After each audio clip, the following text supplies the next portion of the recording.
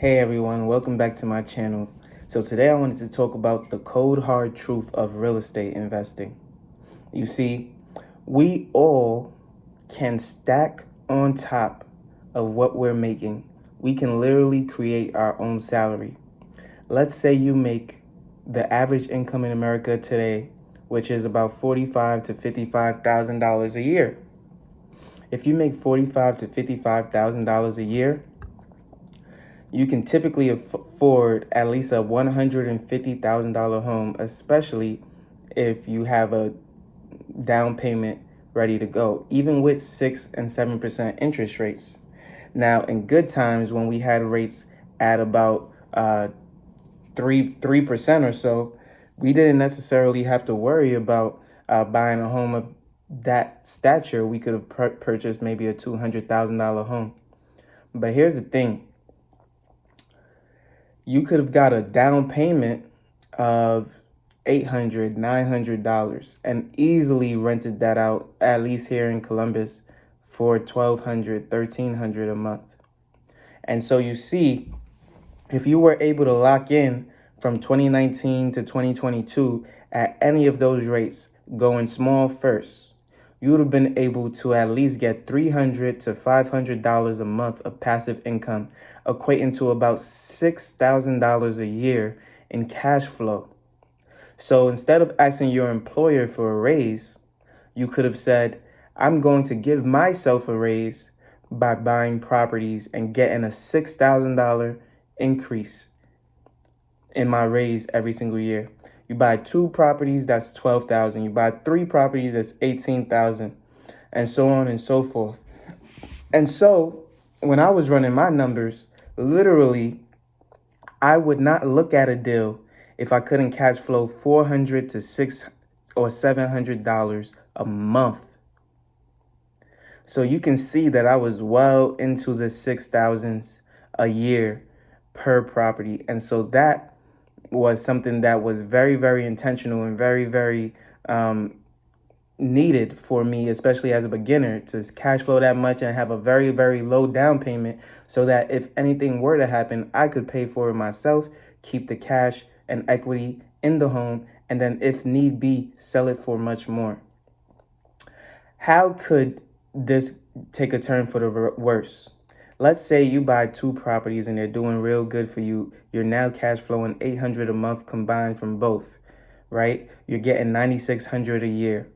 Okay, now you got that extra income from that $45,000 salary. You're almost at $55,000 a year. All right, you can now afford a little bit more. You buy above your means and you buy a $270,000 property with little to no money down. And now you are unable to miss a payment. You're unable to miss a rent or whatever it is, because you know if you miss that, everything collapses. So you were too ahead of yourself in buying something that you weren't truly ready for. But the banks blessed you on this deal because they see, okay, you have this year or 2 years or 3 years of experience. Maybe you can afford X, Y, and Z. And so the only time you take a risk like that is when you have a lot of reserves, one, or for me, I like to be medium risk diverse. I talked about this in previous videos where one risk needs to be counteracted by at least 2 or 3 risks. So again, the only way that I personally would take on that type of risk is if, one, I had the cash flow already, at least 100 plus cash flow on top of that deal. 2, I had cash reserves 6+ months or more.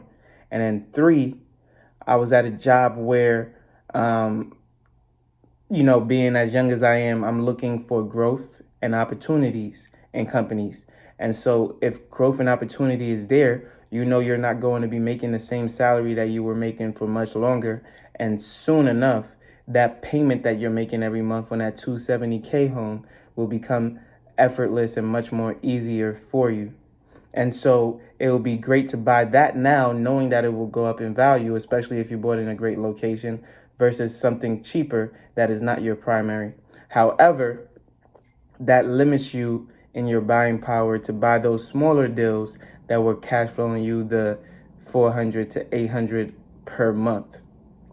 So now you're stuck. You can't buy more deals until you increase your income. And that's what we want to avoid. So everything I do is literally to continue cash flowing. I don't go outside of that to buy a $400,000 property and just say, oh, I have a big home, but now I don't have the ability to buy other properties because my debt to income would be too high. So again, you need to understand where you're at, understand what you're building before you say, okay, I've built enough, let me now enjoy, right? We're not at that stage yet, or at least I'm not at that stage yet, where I would feel comfortable saying, let me relinquish all that I'm working for. Let me put a halt on that to now start to enjoy the fruits of my labor as though there is not more work to be done. That is not the case. And so in real estate, you need to understand that you have to be capable of constantly paying those mortgages, even if a tenant or two tenants or three tenants are unable to make rent for whatever reason may be.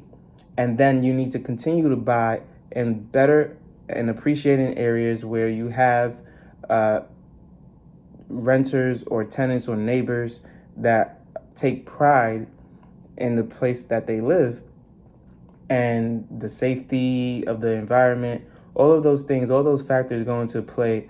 The jobs that are close or nearby, things of that nature that help to bring prosperity to an area versus take away from the area, right?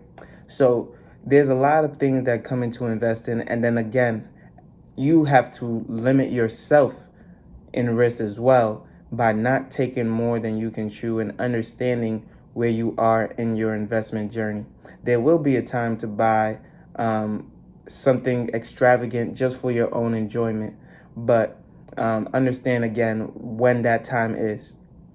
If you like this video, if you want to hear more stuff like that, and I know you do because y'all turning this into a real estate channel. I really want to talk about stocks, but I know you love your real estate, so this is what I'm giving to you.